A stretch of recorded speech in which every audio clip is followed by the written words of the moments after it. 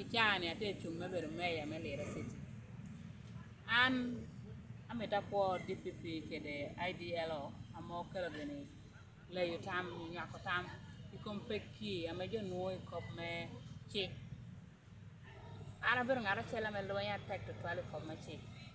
so apero kede ruatenyo engagement kede jo Apol and young situation at on the ground ngo ameti merbana ta dero be ngo ta dero wariye so inena nan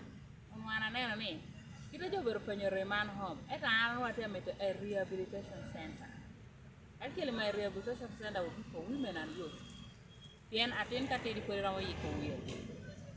daho beru vulnerable on the street yo beru gina me peramo go hara me buri the street ngogene ne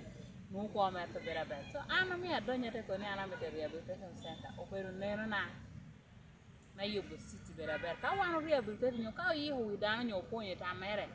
otemo ye teach mat ya teaching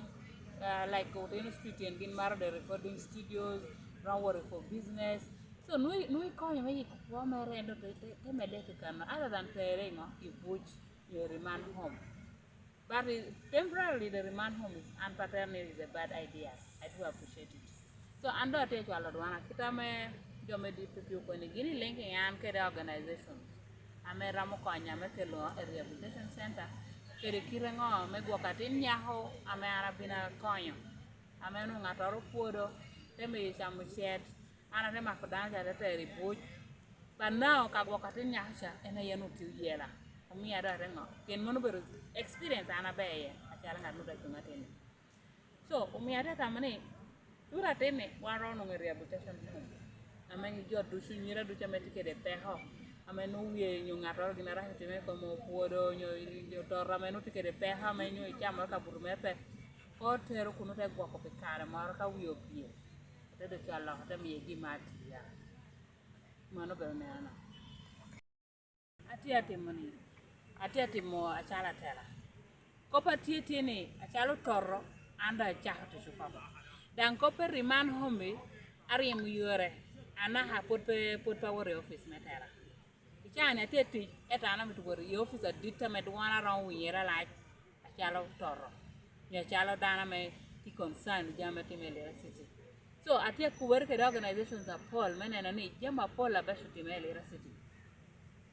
manu bero na kere kop me wibie metie chung at least ti uno ginara menen eto jo kana mete bina meti te chinginu chal chingu balle chingu lille ata ni munde we handa bina yekti apoya ameta jenkyun jo luak me Lira city kere la pen city ni ber ma la loro ni tor ti obino ko da ti obino ko luoro pe chowe yo agudu ginar ke ken kid gina do gudde kadi ma kadi pi kadi cheng wando chara me making sure ni city wa over city there amejora obedi kere kuch apati dai wo ayeta dong amo dong jo kere di city kan ana ber ngata mai ko ti o yik ber da me Lira city abera ber me agiki ani angi jo te youtube ha jo di street kan uti yutu na ha mon wa me charo uti gu ila yo podek amit ne wane ngini jono te yenye mo kirame kwa do ka woni mi won jono worte da ko yana ngeno ko bini kara jono doctor me do chumu so ana binu getting rid of pa bere te jo du so mo yeti jere ti awar da dang city